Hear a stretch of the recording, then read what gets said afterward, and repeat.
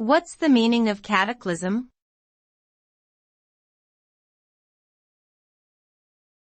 Cataclysm.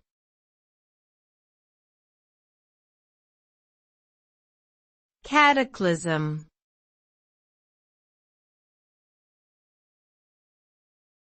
Cataclysm.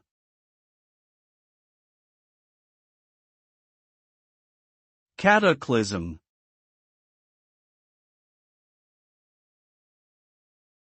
The word cataclysm refers to a violent and sudden event that causes widespread destruction or upheaval.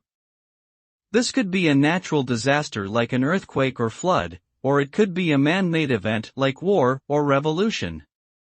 The result of a cataclysm is often devastating, with loss of life, displacement of people, and destruction of homes and infrastructure.